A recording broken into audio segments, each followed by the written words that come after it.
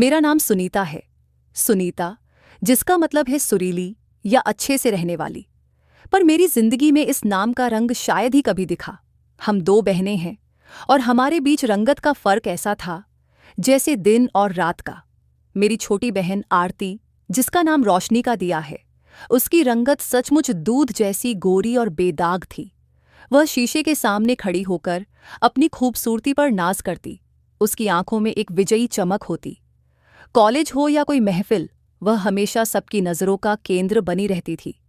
इसके उलट मेरा रंग बचपन से ही सांवला रहा है। ये रंग मेरे पिताजी, मेरे बाबूजी की विरासत था। बचपन से ही मैंने महसूस किया कि मेरी अहमियत का पैमाना मेरी चमड़ी का रंग है।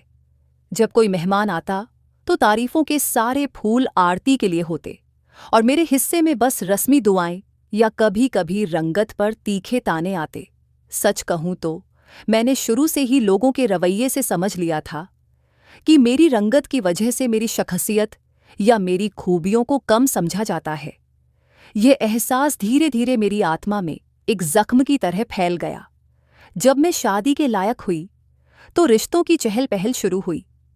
हमारा घर खुशहाल था और बाबूजी एक प्रतिष्ठित सरकारी नौकरी पर थे, जिस वजह से हर हफ्ते करीब एक बार कोई न कोई परिवार हमें देखने जरूर आता था। ये मेरे लिए एक पीड़ादायक साप्ताहिक इम्तिहान होता था। हर रिश्ता देखने वाले की पहली नज़र मेरी चमड़ी के रंग पर पड़ती। मेरी रंगत दूसरी लड़कियों की तरह गोरी और चमकीली नहीं थी और यह उनके लिए एक अमाफिय जुर्म था।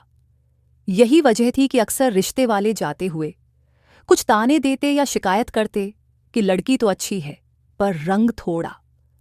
मेरी माँ ने, जो खुद गौरी थीं, मेरे लिए हर मुमकिन कोशिश की। उनके कहने पर मैंने बाजार की सबसे महंगी क्रीम और नुस्खे इस्तेमाल किए, यहाँ तक कि आयुर्वेदिक इलाज भी कराया। पर प्रकृति के बनाए हुए सांवले रंग के कैनवस को बनावटी तरीके से बदलना नामुमकिन था। ये एक न खत्म होने वाली जद्दोजहद थी। जब मेरी बहन आरती मुझसे छोटी होते हुए भी अपने गोरे रंग की बदौलत मैदान में आई तो पूरा माहौल बदल गया। जो भी रिश्ता आता फौरन आरती की तरफ आकर्षित होता और उसे देखकर तुरंत पसंद कर लिया जाता। और जब मेरी बारी आती तो लड़के वालों की आंखों और चेहरों पर वह उदास बेजारी साफ झलकती थी, जैसे वे कोई बेकार चीज देख रहे हों। एक माँ का दिल अपनी बेटी के साथ हुए इस सलूक पर कितना टूटता होगा, यह मैं तब समझ पाती थी जब उन्हें अकेले में रोते देखती थी। मेरी माँ का रंग गोरा था और आरती की रंगत भी उन्हीं पर गई थी, जबकि मेरी सांवली रंगत मेरे बाबूजी का अक्स थी। मुझे याद करके यकीन आता है कि बाबूजी की सांवली रंगत पर कभी किसी ने ऐतराज नहीं किया होगा। बस उनकी सरकारी नौकरी, अच्छी तनख्वाह, खुशहाल घर और सबसे बढ़कर इकलौता बेटा होना ही काफी था। वे सारे मापदंड जो औरतों के लिए थे, पुरुषों पर लागू नहीं होते थे। ये सारे इम्तिहान और कड़ी शर्तें सिर्फ लड़कियों के हिस्से में ही क्यों आते हैं? रंग सांवला है, क्युगुत छोटा है, नाक मोटी है, चेहरे पर दाग है, खाना बनाना आता है या नहीं, कितनी पढ़ी लिखी है, सलीका है या नहीं, चलती कैसी है, उठती कैसी है, बैठती कैसी है। हर बार देखने वाले किसी पुर्जे की तरह मेरी जांच पड़ताल करते और मुझे ठुकरा कर चले जाते। मैं भी अब इस लगातार इनकार और हीन भावना की तकलीफ से थक चुकी थी। मेरा आत्मविश्वास पूरी तरह टूट चुका था। मगर मैंने गहरी और ठंडी सांस ली जब हमारी मामी ने अपने बेटे की शादी तय की और हमें एक हफ्ते पहले ही पुणे में होने वाली शादी के लिए बुला लिया। मैं खुश थी कि कम से कम कुछ दिन तो घर वालों का ध्यान मेरे रिश्तों की असफलता से हटेगा और सब शादी की तैयारियों में व्यस्त हो जाएंगे। हमारी मामी पुणे में एक बड़े और खूबसूरत घर में रहती थीं। हम सब शादी से एक हफ्ते पहले ही पुणे चले गए। वहां मेरी कजिन्स से मुलाकात हुई, जिनका रंग भी मेरी बहन आरती की तरह गोरा था। वे बहुत फैशनेबल थीं, हर जगह खूब सज धजकर आगे रहती थीं, महफिलों की जान बनी रहती थीं। और मैं अपनी सांवली रंगत की वजह से अब लोगों में और महफिलों में उठना बैठना कम कर चुकी थी। मैंने खुद को घर के कामों, नौकरानी के साथ मेहमानों की देखभाल और दूसरे इंतजामों में व्यस्त कर लिया ताकि सबकी नज़रों से दूर रह सकूं। ये मेरे लिए एक पनाहगाह थी, वहीं शादी में मेरी माँ की चचेरी बहन आशा मौसी, जो दिल्ली से आई थीं, उनकी नज़र मुझ पर पड़ी। उन्होंने मुझे दिन रात बिना किसी शिकायत के काम करते देखा। वह मेरे काम करने के सलीके, विनम्रता और अच्छे व्यवहार से बहुत प्रभावित हुईं। उनकी नज़र ने रंगत से परे मेरी खूबियों को पहचाना। एक दिन आशा मौसी ने मेरी माँ से बड़े खुले दिल से बात की और अपने इकलौते बेटे आकाश के लिए मेरा हाथ मांग लिया। माँ के चेहरे पर एक उम्मीद की किरण दौड़ गई। उन्होंने फौरन पिताजी से बात की और उन्होंने आशा मौसी को बाकायदा तौर पर हमारे घर आने का न्योता दे दिया। आशा मौसी का बेटा आकाश, जो एक सफल व्यवसायी था, अपनी किसी जरूरी बिजनेस मीटिंग की वजह से शादी में नहीं आ पाया था। शादी खत्म होते ही हम घर वापस लौटे तो 2 दिन बाद ही आशा मौसी बाकायदा रिश्ता लेकर हमारे घर पहुंची। माहौल में एक अजीब सी उम्मीद और खुशी थी। माँ ने रीति रिवाजों के अनुसार उनसे कहा कि वह एक बार अपने बेटे आकाश से पूछ लें, क्योंकि आजकल के बच्चे अपनी मर्जी के मालिक होते हैं और उन्हें लड़की पसंद आनी चाहिए। लेकिन आशा मौसी ने बहुत प्यार और आत्मविश्वास से यह कहते हुए मुझे अंगूठी पहना दी कि उनका बेटा इस रिश्ते के लिए खुशी से राजी है। यह सुनकर मेरे दिल को जो सुकून मिला, उसे बयान करना मुश्किल है। मेरे अंदर चुपके चुपके सपने बनने लगे थे। एक नई जिंदगी की आशा जाग उठी थी।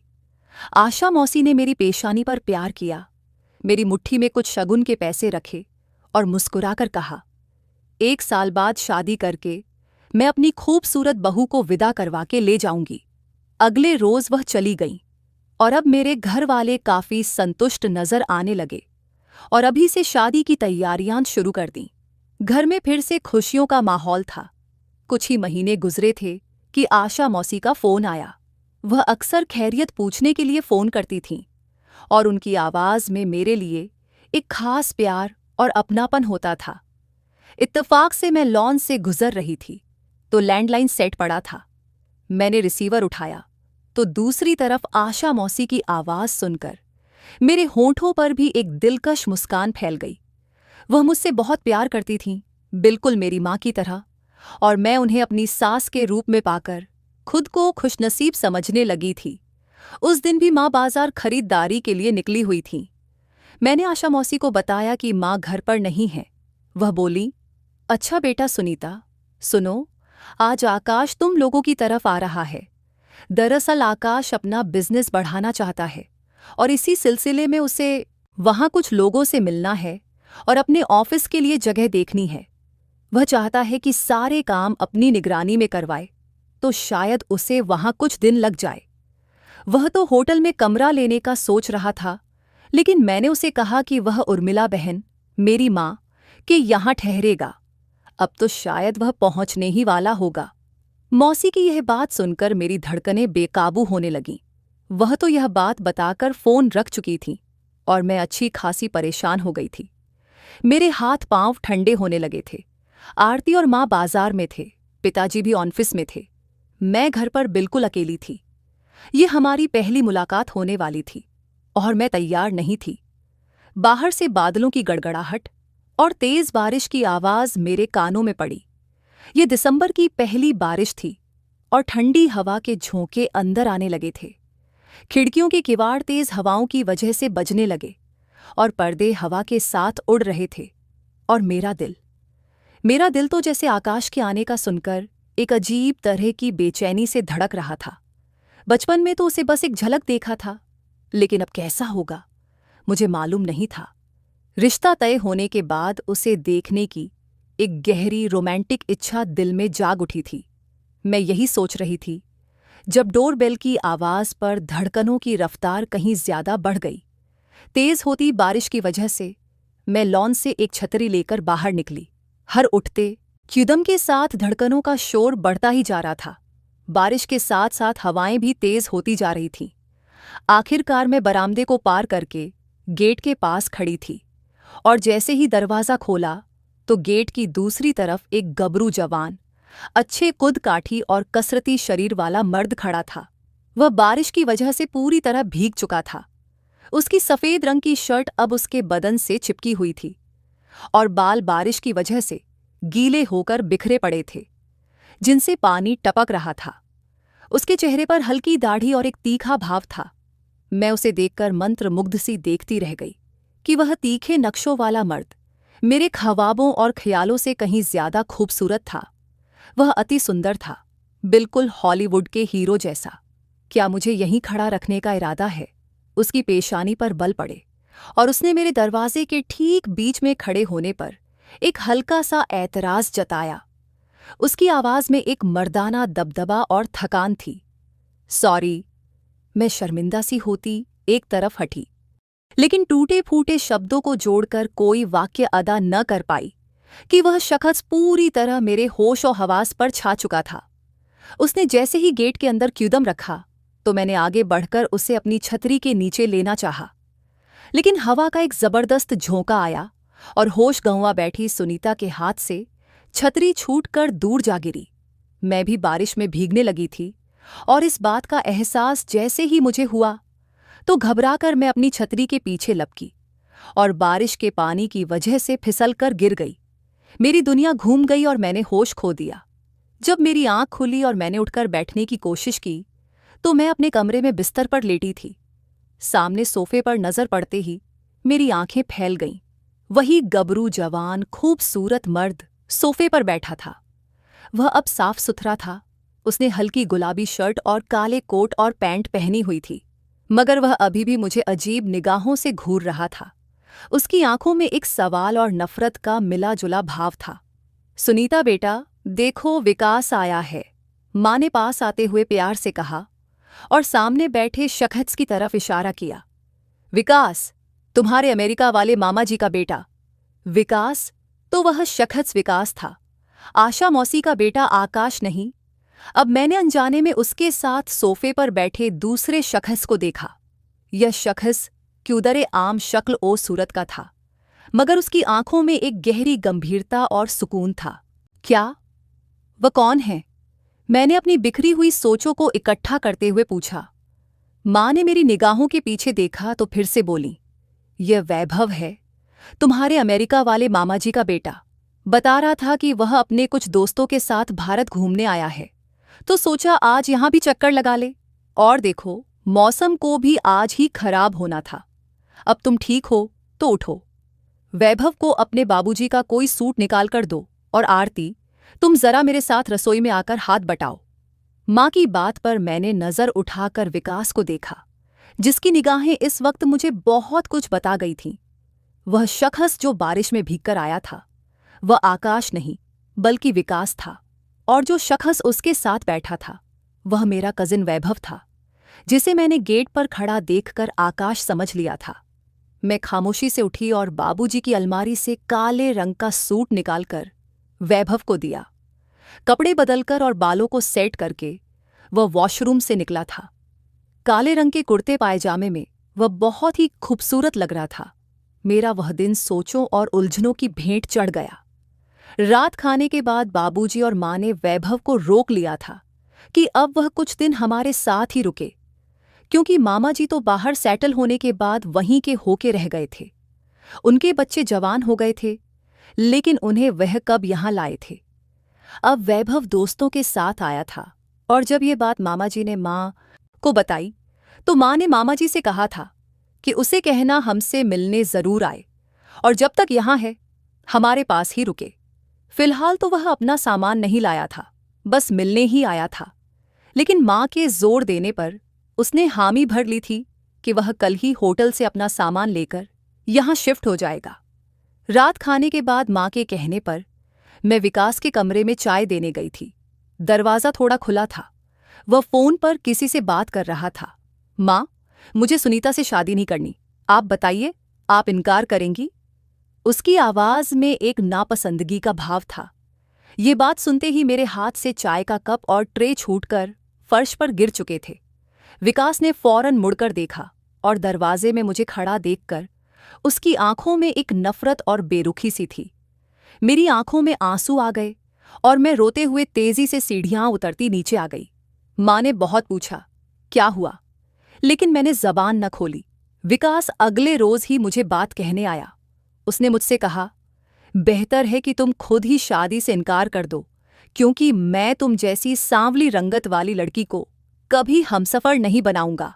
उसने मेरी रंगत पर साफ तौर पर ऐतराज किया और फिर मेरे उस रोज भीग जाने के वाकये का हवाला देते हुए कहा, और तुम जैसी चरित्र की लड़कियों को बीवी बनाना आंखों देखी मक्खी निगलने के बराबर है।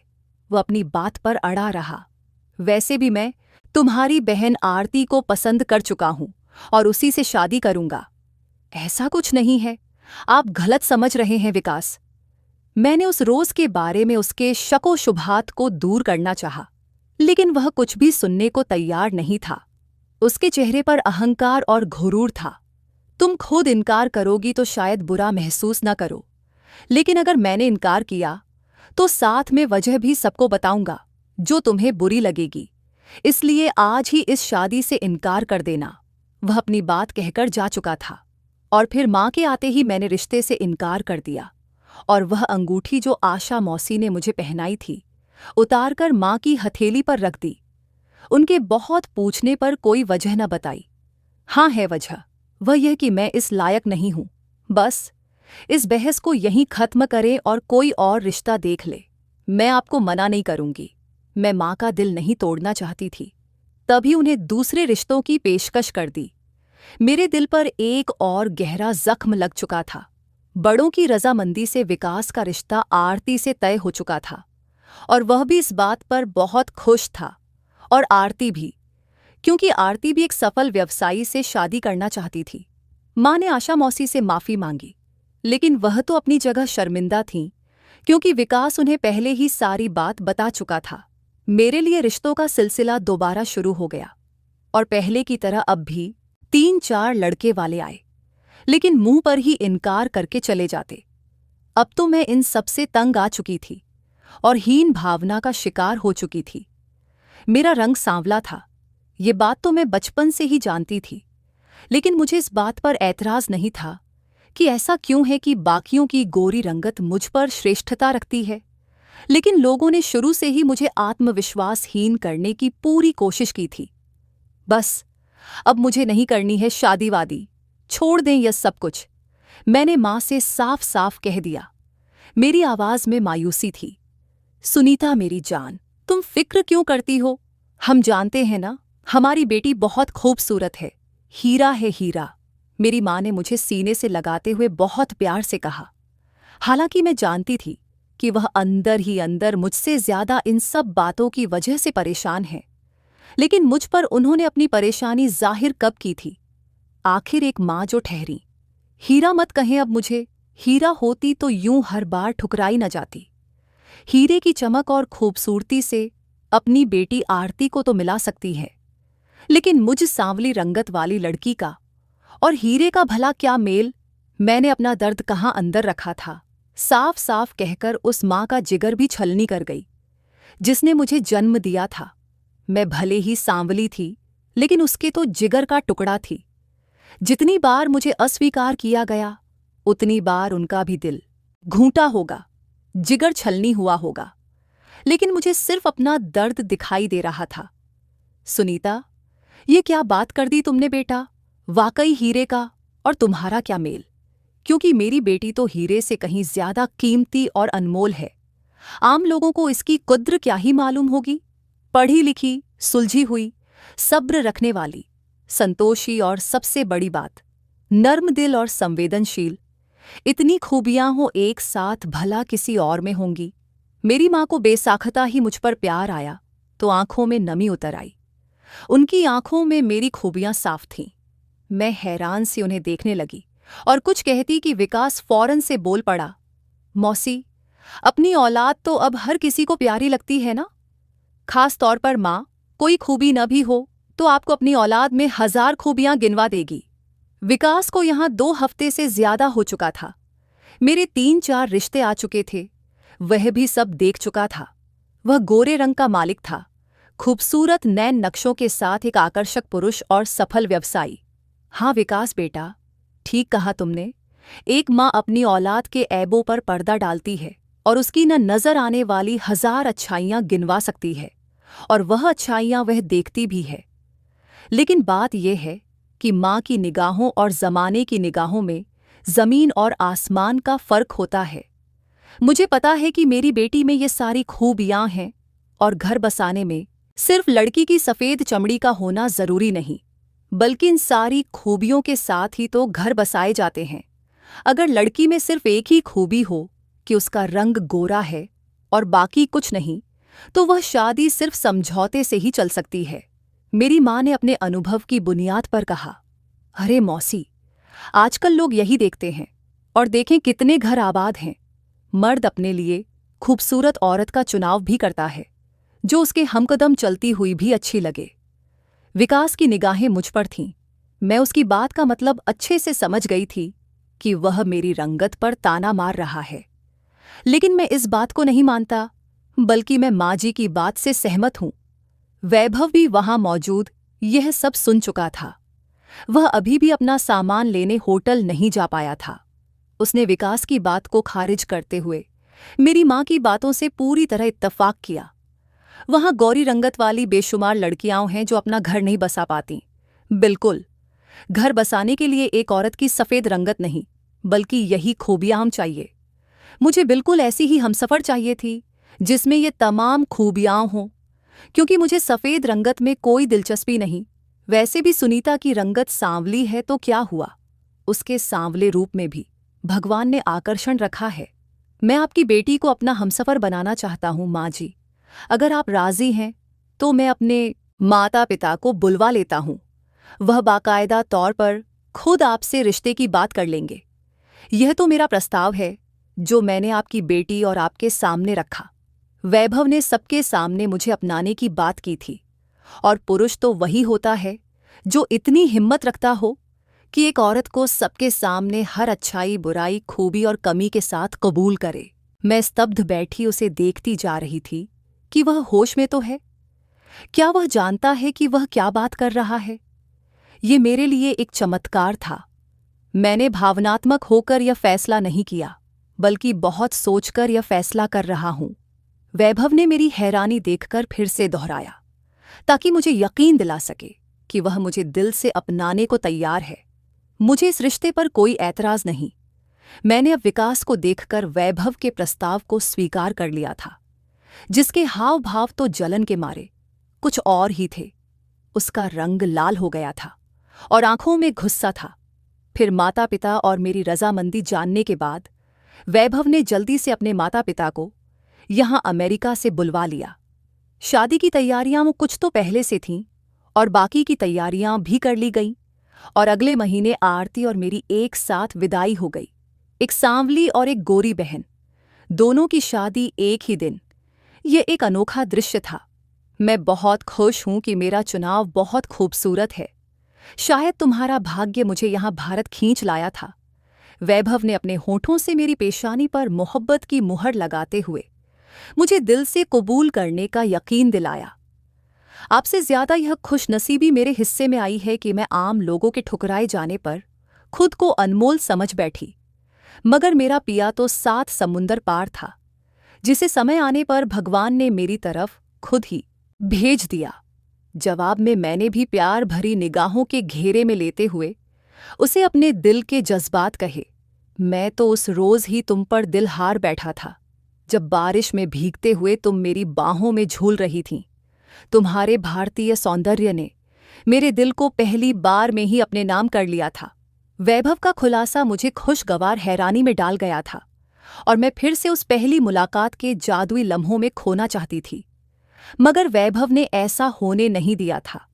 अब तो वह मेरे पास पूरे का पूरा मेरा ही था, और यही एहसास हर एहसास पर हावी होकर मुझे दैवीय खुशी में डुबो गया। मैं बहुत खुश हूं कि भगवान ने एक लंबे सब्र भरे इंतजार के बाद मुझे खूबसूरत मर्द से मिलवा दिया था। भगवान ने मेरे लिए सबसे बेहतरीन चुनाव किया था। वैभव ने मेरा पासपोर्ट बनवाया और फिर मुझे अपने साथ अमेरिका ले आया, जहां उसका बड़ा बिजनेस था। शादी को कुछ साल बीत गए थे। हमारे आंगन में खूबसूरत कलियां, यानी एक बेटी अनोखा और एक फूल सा बेटा कश्यप है, जो घर भर की रौनक है। माता पिता अब नहीं रहे। पिताजी की बरसी पर हम भारत चक्कर लगाकर आए, जहां आरती से भी मेरी मुलाकात हुई। जो ज्यादा खुश नहीं लग रही थी। पूछने पर उसने सारे इल्जाम विकास और आशा मौसी के सर थोप दिए कि वह लोग बिल्कुल भी अच्छे नहीं हैं और उसका ख्याल नहीं रखते। रिश्तेदारों से मालूम हुआ कि आरती न तो ढंग से घर को संभालती है, न ही पति और सास का अच्छे से ख्याल रखती है।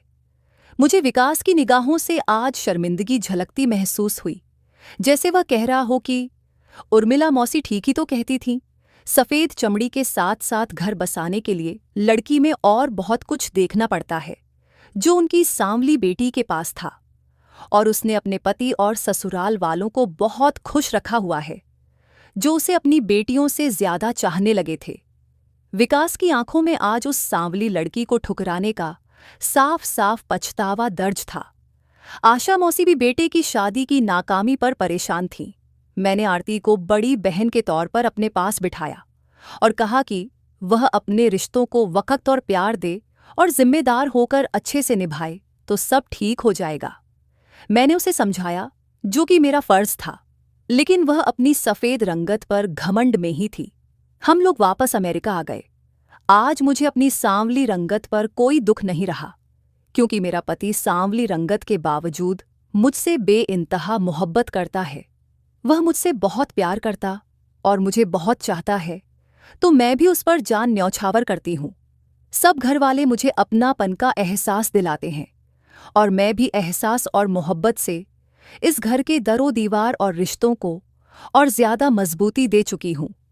रिश्ता बनाने के लिए रंग को बुनियाद बनाने के बजाय लड़की के चरित्र और दूसरी खूबियों पर गौर कर लें तो शायद हम अपनी आने वाली पीढ़ी के लिए सबसे बेहतरीन चुनाव करें। अमेरिका में मेरी और वैभव की जिंदगी एक खूबसूरत कविता की तरह बह रही थी। वैभव का बिजनेस तेजी से बढ़ रहा था और मैंने एक लोकल कम्युनिटी सेंटर में स्वयंसेवक के तौर पर महिलाओं की मार्गदर्शन का काम शुरू कर दिया था। एक दिन सेंटर की तरफ से मुझे एक अंतर्राष्ट्रीय कॉन्फ्रेंस में भाग लेने के लिए सिंगापुर जाने का मौका मिला। ये मेरे लिए अपने देश से बाहर काम का पहला अनुभव था। वैभव को भी इस कॉन्फ्रेंस में एक बिजनेस पार्टनर से मिलने जाना था, लिहाजा उसने फैसला किया कि वह भी मेरे साथ चलेगा। अनोखा और कश्यप इस दौरान वैभव के माता पिता के पास रहेंगे। सिंगापुर की चमकदार और साफ सुथरी सड़कों और वहां की आधुनिक वास्तुकला को देखकर दिल खुश हो गया। कॉन्फ्रेंस के पहले दिन एक ब्रेक के दौरान मेरी मुलाकात मिस्टर रोहन मेहता से हुई। वह एक भारतीय मूल के व्यवसायी थे जो एक वैश्विक फैशन और कॉस्मेटिक्स कंपनी के मालिक थे। उनकी कंपनी खूबसूरती के पारंपरिक मापदंडों को चुनौती देने और सभी रंगतों को स्वीकार करने के फलसफे पर आधारित थी। जब उन्होंने मेरा परिचय पूछा तो मेरी रंगत का जिक्र करते हुए उन्होंने एक अजीब सी मुस्कान दी। आपका नाम सुनीता है, जिसका मतलब है सुरीली, और मुझे आपकी कहानी सुनकर खुशी हुई। उन्होंने कहा, आपकी चमड़ी का रंग आपके इरादों और सफलताओं का पर्दा नहीं बन सकता। मैं एक ऐसा प्रोजेक्ट शुरू कर रहा हूं जिसके लिए मुझे एक ऐसे चेहरे की तलाश है जो भारतीय सौंदर्य और असली आत्मविश्वास का प्रवक्ता बन सके। एक ऐसा चेहरा जो लाखों सांवली लड़कियों की आवाज बन सके, जिन्हें रंगत की बुनियाद पर अस्वीकार किया गया है। उन्होंने मुझे अपनी कंपनी के असली रंग नाम के नए अभियान के लिए ब्रांड एम्बेसडर बनने की पेशकश की। यह मेरे लिए हैरत अंगेज था। जिस रंगत की वजह से मुझे बरसों ताने मिले, आज वही एक अंतर्राष्ट्रीय अभियान का केंद्र बनने जा रही थी। मैंने वैभव से मशवरा करने का वक़्त मांगा। उसी शाम मैं एक कैफे में वैभव का इंतजार कर रही थी कि मेरे फोन पर आरती का फोन आया। उसकी आवाज में बेबसी और आंसू थे। सुनीता, मुझे विकास ने घर से निकाल दिया है, उसने रोते हुए कहा। क्या? क्यों? क्या हुआ है आरती? मैं परेशान हो गई।